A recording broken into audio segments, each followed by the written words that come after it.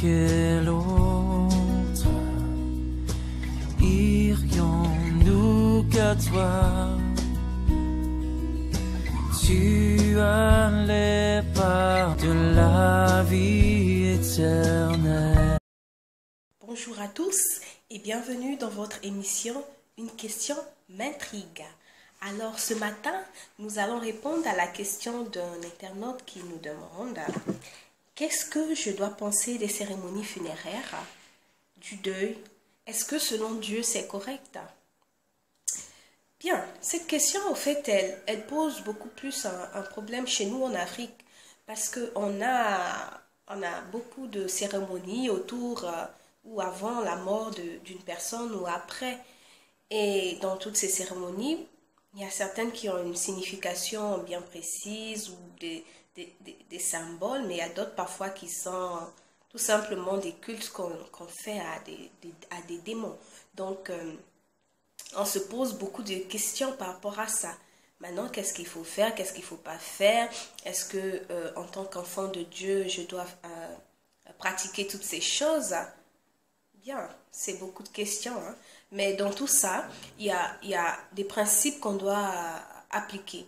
Lorsque on est face à ce genre de situation, il faut se dire, comme dit la parole de Dieu, tout m'est permis, mais tout n'est pas utile.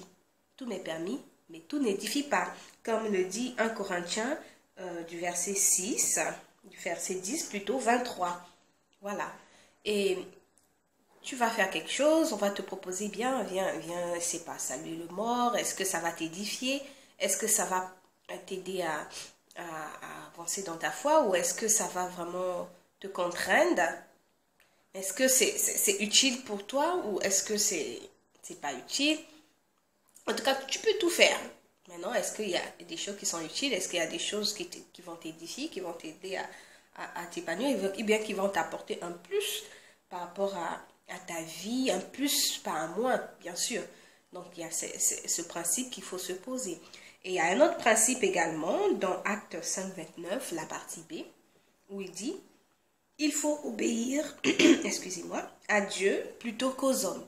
Donc voilà, on va te soumettre à beaucoup de traditions, beaucoup de choses à faire, mais en tout, tu dois te demander, est-ce que là, je suis en train de désobéir à Dieu et plutôt honorer des rites ou, humains, des lois humaines? Donc, c'est des principes de base qu'il faut se poser.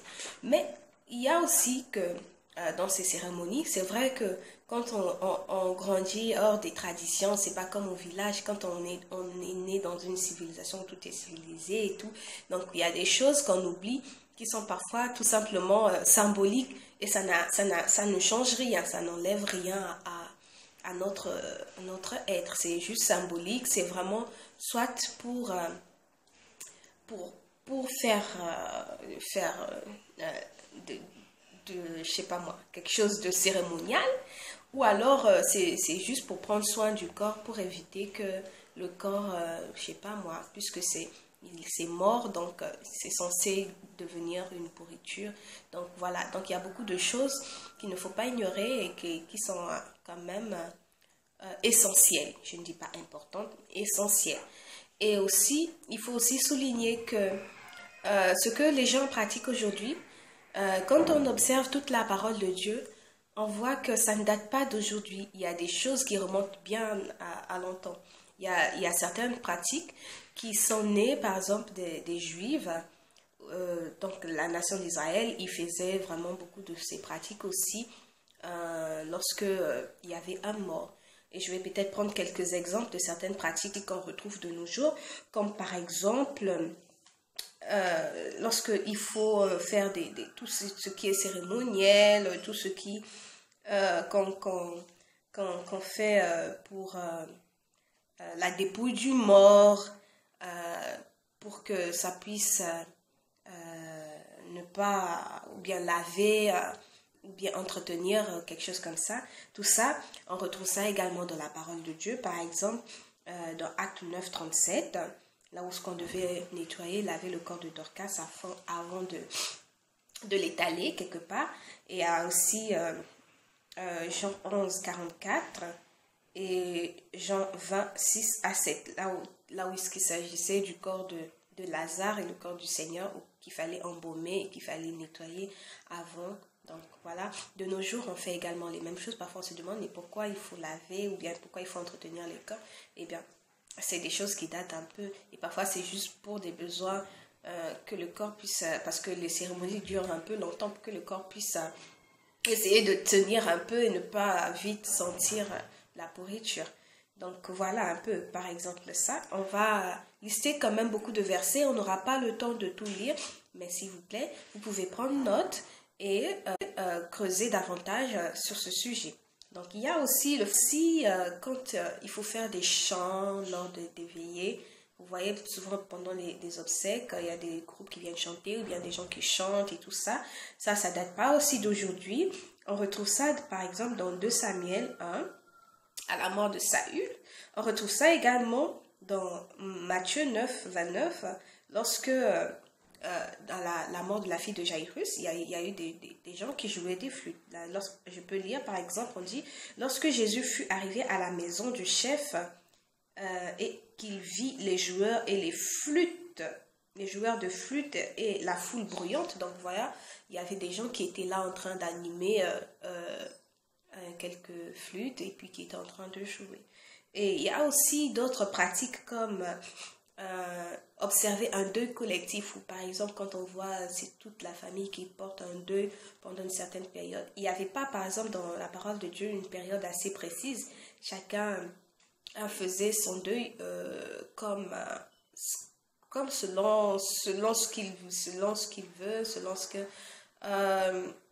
il se sentira à l'aise. Donc parfois il y avait des deuils de 7 jours, des deuils de 30 jours, des deuils de 70 jours, etc. On le voit par exemple dans Nombre 20, 29 et dans Deutéronome 34, 8, également dans Genèse 50, là où il fallait pleurer Jacob pendant 30 jours en Égypte et 7 jours en Canaan. Donc c'était vraiment des temps de deuil, c'était des temps où les gens se lamentaient, pleuraient et tout ça.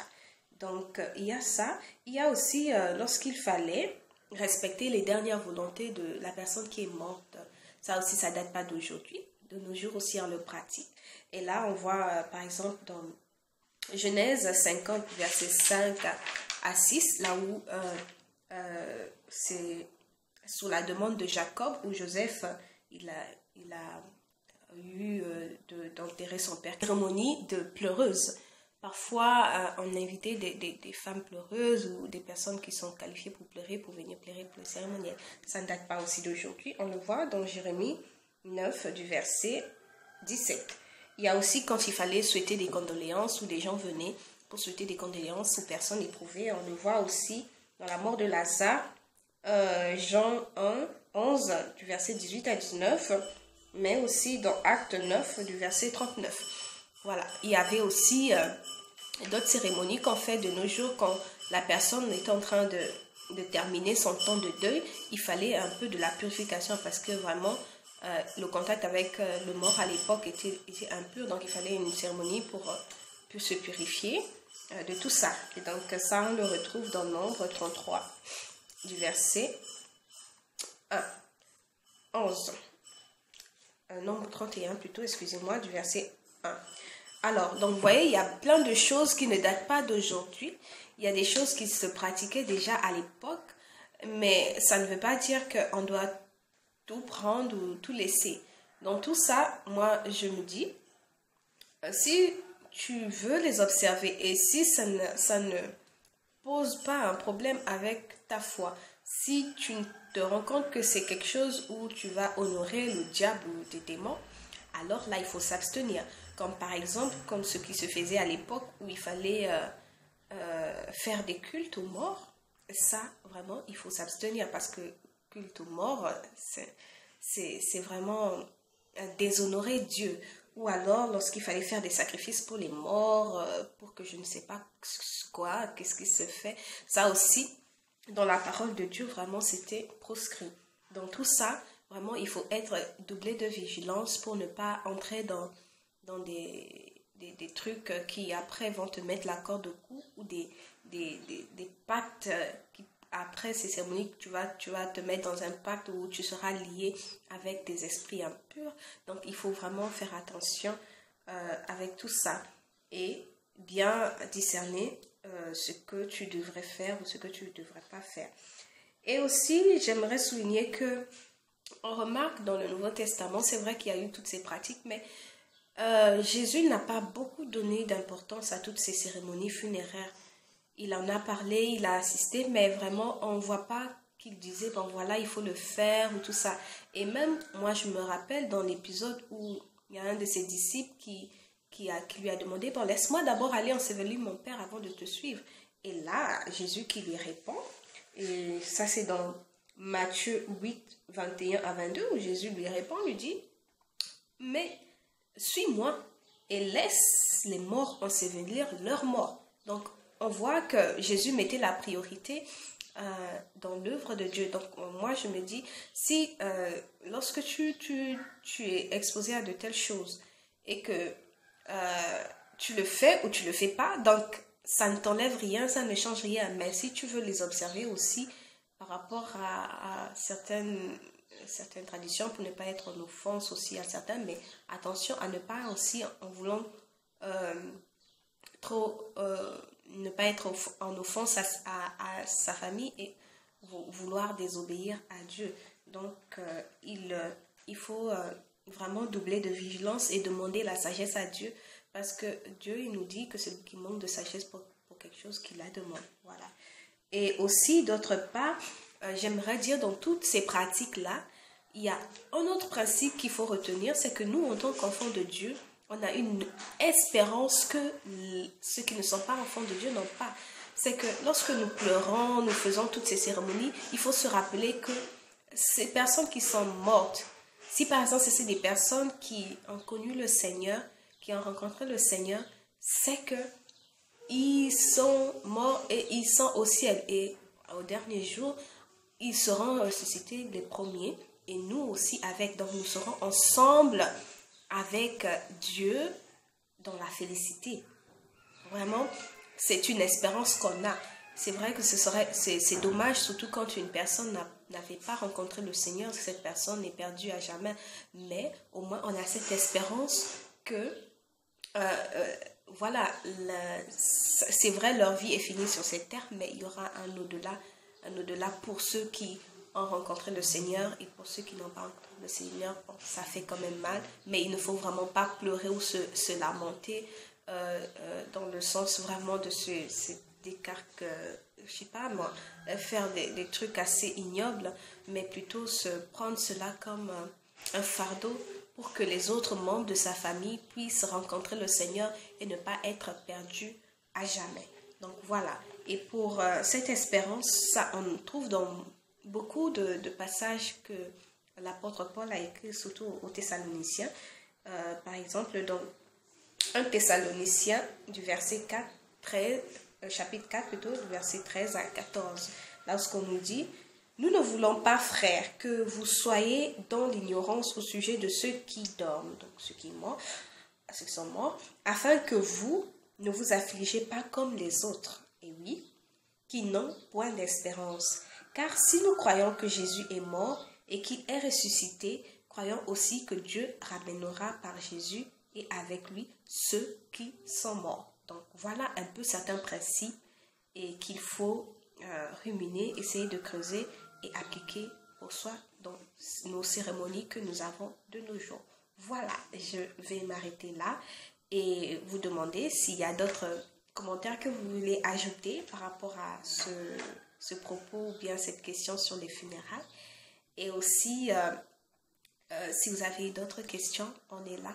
On peut répondre ensemble et creuser aussi ensemble. Voilà, on se dit à bientôt pour une autre question. Au revoir.